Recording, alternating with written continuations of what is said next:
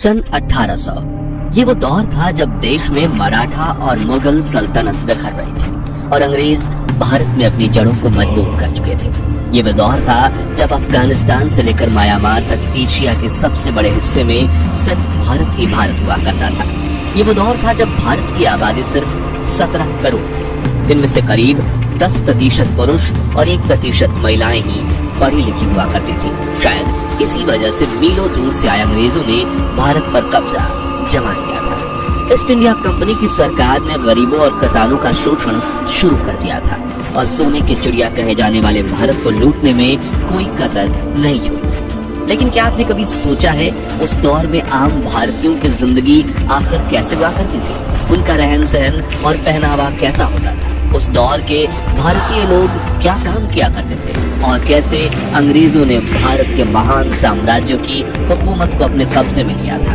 अगर हाँ, तो आज का वीडियो आपके लिए खास है, क्योंकि आज हम सन 1800 के दौरान अखंड भारत के इतिहास से पन्ना उठाएंगे, जिसे ज्यादातर स्कूलों कॉलेजों में पढ़ाया नहीं जाता। लेकिन उसके पहले आप वीडियो को लाइक और चैनल को सब्सक्राइब कर दीजिए। सल्तनत और हुकूमत।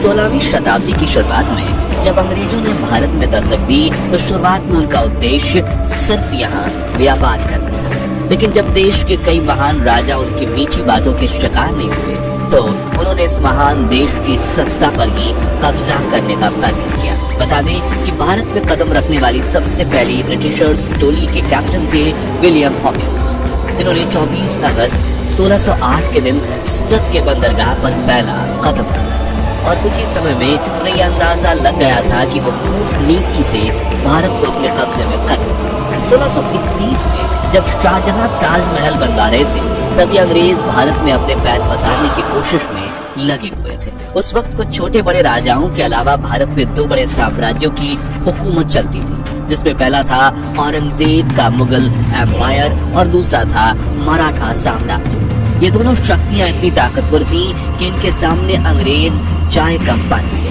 मगर इनकी सबसे बड़ी कमजोरी थी एक दूसरे से नफरत।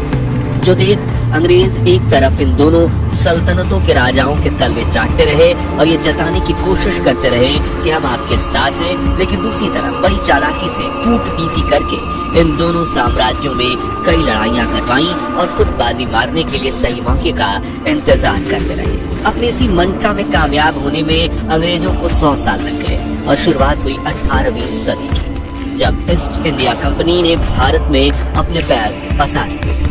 मुगलों की सल्तनत खत्म होने के कगार पर थी और मराठा साम्राज्य भी कई इलाके अंग्रेजों से हार चुका था। एक तरफ वो गरीबों और किसानों का शोषण कर रहे थे, दूसरी तरफ शिक्षा और पैसों के लालच देकर युवा भारतीयों को ही अपने ब्रिटिश आर्मी में भर्ती करना शुरू कर दिया था। वो भारतीय व्यापारियों से बहुत ज्यादा कर वसूलते थे। उन्होंने यहाँ पर अपनी फैक्ट्रीज खोल रखी थी जहाँ सस्ते में बना माल एक्सपोर्ट करके वो अंधाधुंध पैसा छाप रहे थे और ये पूरा पैसा भारत से सीधा ब्रिटेन जाता था, जिस वजह से भारत में आर्थिक संकट के दौर की शुरुआत हुई। भारतीयों की कमाई, पैसों की किल्लत और लगन। आपने ये कहावत तो सुनी होगी कि मेरी जरूरतें कम है इसलिए मेरे जमीन, जो 1800 के दौर में 90% भारतीयों के लिए सही साबित हुई। हालांकि हमारे भारतीय समाज में मौका परस्त लोगों का वजूद हमेशा से रहा है।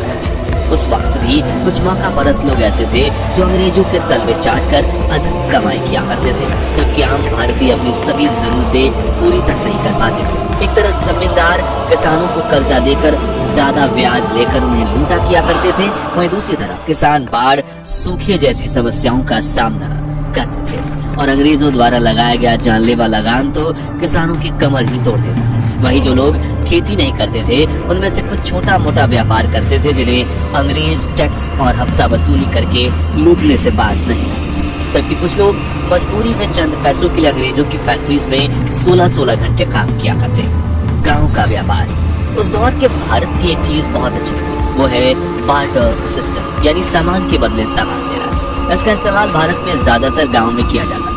गांव में अगर कोई एक आदमी चावल उगाता था तो वो दूसरे आदमी से चावल के बदले गेहूं लेता था। जो आदमी सब्जी उगाता था उन सब्जियों के बदले चावल और गेहूं ले लेता था। जैसे कि 1 किलो धान के सामने 4 किलो शक्कर पूरे महीने के अनाज के सामने पूरे महीने की सब्जियां और 5 किलो गेहूं के बदले 5 किलो दाल। इससे फायदा ये होता था कि खाने पीने की हर चीज गांव में मिल जाती थी और इसके लिए पैसे चुकाने की जरूरत भी नहीं थी। इसलिए गांव में पैसे का चलन बहुत कम था।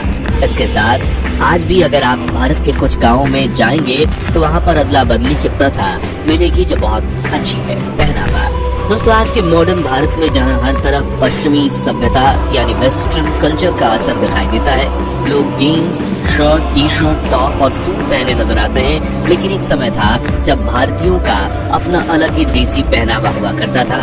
पुरुष सादी धोती और गमछा पहनते थे, औरतें साड़ी पहनती थीं और छोटे बच्चे ज्यादातर निक्कर में खेलते कूदते नजर आते थे। कुछ लोग धोती और कुर्ता पहनते थे, जबकि कुछ बड़े जमींदार ही अंग्रेजी पहनावा यानी जीन्स और शर्ट पहनते थे।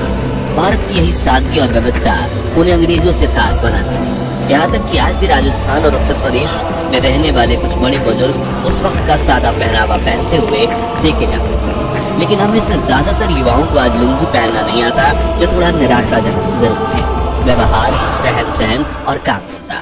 आज इंसान चांद पर पहुंच गए, मंगल ग्रह पर रोवर भेज चुके हैं और फिर आर्टिफिशियल इंटेलिजेंस ने दुनिया को बदल कर रख दिया। लेकिन सन 1800 के आसपास भारत में टेक्नोलॉजी का कोई नामो निशान नहीं था, लेकिन हर भारतीय का जीवन सुकून से भरा था। बात करने के लिए तार से जुड़ा टेलीफोन तक नहीं था, लेकिन दिल से दिल का कनेक्शन मजबूत था। रिश्तेदारों से महीनों और कई सालों तक मिलना मुश्किल था, लेकिन मन में इज्जत और लगाव जरा भी कम नहीं था। घास फूस और मिट्टी से बने घर ही कच्चे थे, लेकिन लोगों के दिल बड़े सच्चे थे। यातायात के सिर्फ बैलगाड़ी साधन थी, लेकिन लोगों के शरीर में बहुत फुर्ती थी। जेब में पैसों की फूटी कौड़ी ना हो, इसलिए चेहरे पर शिकन थी और भाईचारा ऐसा था कि एक आवाज पर पूरे गांव की भीड़ इकट्ठा हो जाती थी। मित्रों, उस दौर में जमीन छोटी हुई या बड़ी, ज्यादातर लोग खेती करना ही पसंद करते थे और भारतीय किसानों की पसंदीदा फसल नील, कॉटन, अफीम, गेहूं और धान हुआ करती थी, जिसे किसानों से खरीद कर अंग्रेज विदेशी मार्केट में अच्छी कीमतों पर बेचते थे। लोग खेती के साथ किसान पशुपालन भी करते। जो लोग खेती नहीं करते थे वो अंग्रेजों की फैक्ट्री में काम किया करते। शाम होते ही सभी लोग अपने घर में आकर भजन कीर्तन और सत्संग किया करते थे, लेकिन जिसके लिए घरों में दिए भी जलाए जाते, क्योंकि इस दौर में भारत में लाइट नहीं थी, तो लोग रात में जल्दी सो जाते और सुबह जल्दी उठकर काम पर चले जाते। 18वीं सदी के लोग बुजुर्गों का बहुत मान सम्मान करते थे और घर से लेकर गांव में वही होता था जो बड़े बुजुर्ग कहते थे। हालांकि वो एक साथ दौर था जब भारत में सबसे ज्यादा जातीय भेदभाव होता था। अलग अलग धर्मों में थोड़ा बहुत टकराव होना आम था, लेकिन एक ही धर्म में भी जाति व्यवस्था को माना जाता था। ये जातियां हिंदुओं को 4 मुख्य श्रेणियों में विभाजित करती थी: ब्राह्मण, क्षत्रिय, वैश्य और शूद्र, जिनमें दलितों और बाकी छोटी जातियों के साथ काफी भेदभाव किया जाता था। और ये भेदभाव तो पिछले 200 वर्षों से चला रहा है, जिसके खिलाफ डॉक्टर बाबा साहब आम्बेडकर ने काफी बड़ी जंग लड़ी थी और 20वीं सदी में देश में क्रांति ला दी। लेकिन उन्होंने इस भेदभाव को कैसे खत्म किया, जानने के लिए आप हमारी डॉक्टर आम्बेडकर की अनसुनी अनकही कहानियों वाली सीरीज देख सकते हैं, जिसके लिंक डिस्क्रिप्शन में है। फिलहाल मुद्दे पर वापस आए तो उस दौर में अंग्रेजों ने ही डिवाइड एंड रूल नियम को अपनाकर भारतीयों की एकता को भंग करने के लिए जातिवाद और ज्यादा इसका बढ़ावा दिया। लोग अपनी जाति के हिसाब से ही काम किया करते, जैसे कि धोबी कपड़े धोते, कुम्हार मिट्टी के बर्तन बनाते, नाई हर पीढ़ी बाल काटती थी। इस तरह हर कोई अपने हिसाब से काम धंधा किया करता था। आबादी और इलाका। आज भारत की जनसंख्या विश्व में सबसे ज्यादा यानी 145 करोड़ के पार कर चुकी है, लेकिन उस वक्त के अखंड भारत की जनसंख्या सिर्फ 17 करोड़ थी। वो भी सिर्फ कश्मीर से कन्याकुमारी तक फैले भारत में नहीं, बल्कि अखंड भारत में 17 करोड़ लोग ही रहते थे, जो हिंदुस्तान के साथ पाकिस्तान, बांग्लादेश, बर्मा और अफगानिस्तान से मिलकर बना हुआ था। आज मुंबई, दिल्ली और बंगलोर जैसी मेट्रो सिटीज में लोग घंटों ट्रैफिक में बिता देते हैं और शहरों में हर तरफ को भीड़ भाड़ देखने को मिलती है। वहीं उस वक्त ऐसा कुछ नहीं था। लोकल मार्केट के अलावा किसी भी इलाके में भीड़ भाड़ नहीं होती थी। देश के बड़े हिस्से में घने जंगल फैले हुए करते थे।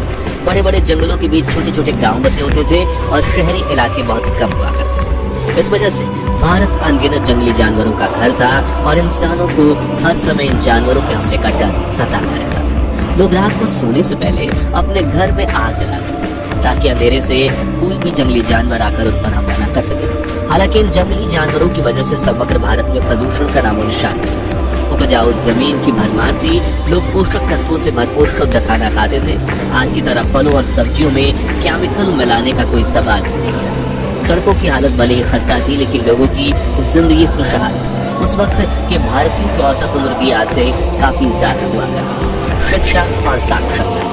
अब बात करें पढ़ाई लिखाई की, तो आपको जानकर हैरानी होगी कि उस वक्त भारत में पढ़े लिखे लोगों की संख्या बहुत ही कम थी। देश में सिर्फ 10% पुरुष और 1% महिलाएं ही साक्षर थी। हालांकि बिना पढ़ाई लिखाई के ही भारत में रहने वाले सभी लोग किसी न किसी काम में बहुत निपुण थे। कुल मिलाकर उस वक्त में भारत की कुछ चीजें बेहद अच्छी थी तो कुछ बहुत खराब। कहीं पर लोग बहुत खुश थे तो कहीं बहुत दुखी। लेकिन भारत हो या दुनिया का कोई भी देश, सदियों से संतुलन बनाए रखने के लिए कुदरत यही नियम चलता है।